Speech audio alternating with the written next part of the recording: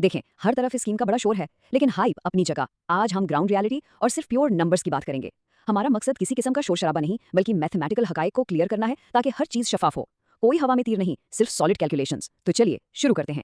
तो आज हम इन 6 अहम पॉइंट्स को कवर करेंगे। स्कीम का असल वादा क्या है, लोन आखिर किसे मिल सकता है, फाइनेंशियल रूल्स क्या कहते हैं, हिसाब किताब की रियलिटी, कर्ज लेने की असल कीमत और आखिर में अप्लाई करने का तरीका क्या है। आगे बढ़ते हैं। पहला हिस्सा, दी अपना घर प्रॉमिस, यानी किराएदार से मालिक मकान तक का सफर। हुकूमत ने इस सब्सिडी स्कीम का स्लोगन बड़ा जबरदस्त और जज्बाती रखा है, किराएदार से मालिक के मकान। इसका सीधा सा टारगेट हमारा मिडिल क्लास तबका है, ताकि जो लोग बरसों से किराए के घरों में रह रहे हैं उन्हें आसान शराइ पर अपनी छत मिल सके। इमोशनली ये कॉन्सेप्ट बहुत अपील करता है। लेकिन सबसे बड़ा सवाल ये है कि आखिर इस लोन के लिए क्वालिफाई कौन करेगा? अहलियत की बुनियादी शराइत क्या है? शराइत बिल्कुल क्लियर कट है। सबसे पहले तो वैलिड CNIC होना जरूरी है। दूसरी बात, और ये बहुत अहम है, ये लोन सिर्फ फर्स्ट टाइम होम बायर्स के लिए है, यानी पहले से किसी के नाम पर प्रॉपर्टी नहीं होनी चाहिए। चाहे कोई जॉब करता हो या अपना बिजनेस, दोनों अलाउड है। बस माहाना आमदनी 35 से 40 हज़ार के बीच होनी चाहिए। और सबसे क्रिटिकल पॉइंट, बैंक का क्रेडिट रिकॉर्ड एकदम साफ होना जरूरी है। पुराना कोई डिफॉल्ट नहीं चलेगा।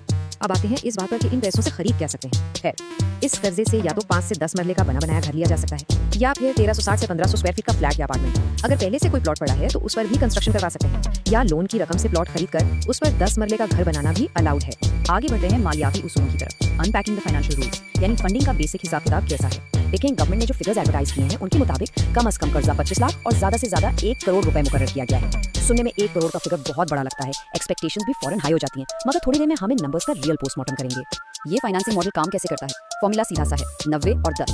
मिसाल के तौर पर अगर 10 लाख का कर्जा मंजूर होता है तो 9 लाख रुपए यानी 90% बैंक और हुकूमत मिलकर देंगे, लेकिन बाकी 10% यानी 1 लाख रुपए अपनी जेब से एज ए डाउन पेमेंट देना होगा। और ये याद रहे कि जब तक कर्जा मुकम्मल वापस नहीं हो जाता, घर बैंक के पास ही बतौर सिक्योरिटी गिरवी रहेगा। अब आते हैं इस एक्सप्लेनर के सबसे क्रूशियल हिस्से पर, the reality of the math. यहाँ हम उस आम गलतफहमी को दूर करेंगे कि हर किसी को ऑटोमेटिकली 1 करोड़ का लोन मिल जाएगा।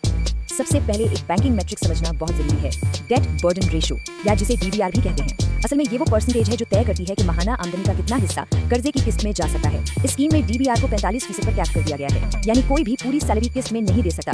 बैंक सिर्फ 45% तक ही अलाउ करेगा, ताकि घर के बाकी अखराजात तो मैनेज हो सके। अब यहाँ थोड़ा मैथ्स पर ध्यान दें, क्योंकि लोन की रकम सीधा सैलरी से लिंक है।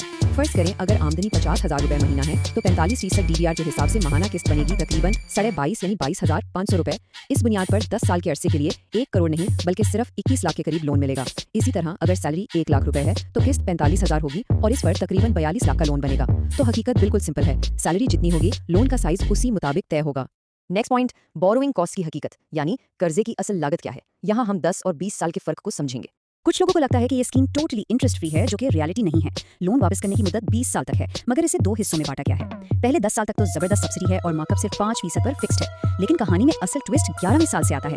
11वें साल से 20वें साल तक ये 5% वाली सब्सिडी बिल्कुल खत्म हो जाएगी और फिर स्टैंडर्ड बैंकिंग मार्कअप रेट लगना शुरू होगा, जो कि नॉर्मल रेट होता है और यकीनन काफी ज्यादा होता है। एदाद शुमार से पता चलता है कि लोन की मुद्दत लंबी करना मैथमेटिकली कितना महंगा पड़ सकता है। अगर 50 लाख का लोन 10 साल के लिए लिया जाए तो माहाना किस्त बनती है 53,000 रुपए और टोटल मार्कअप अदा करना पड़ता है तकरीबन 13,60,000 रुपए। लेकिन अगर किस्त को छोटा करने के चक्कर में इसी लोन को 20 साल पर खींच दिया तो किस्त बेशक घटकर 33,000 हो जाएगी, मगर टोटल मार्कअप दुगने से भी ज्यादा होकर तकरीबन 29 लाख क्रॉस कर जाएगा, यानी 50 लाख का लोन लगभग 80 लाख का पड़ेगा। तो नंबर साफ बताते हैं कि 10 साल से आगे बढ़ना एक बहुत बड़ा मालियाती ट्रैप बन सकता है।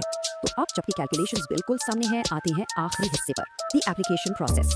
अगर कोई इसमें आगे बढ़ना चाहता है तो अप्लाई कैसे करेगा? तरीकाकार इंतहाई आसान और सीधा है। पहला स्टेप, ऑफिशियल ऑनलाइन पोर्टल के जरिए अप्लाई करें, और अच्छी बात यह है कि शुरू में इसकी कोई फीस नहीं है। दूसरा स्टेप, अपनी मर्जी का कोई भी कमर्शियल, इस्लामिक या माइक्रो फाइनेंस बैंक मुंतखब किया जा सकता है।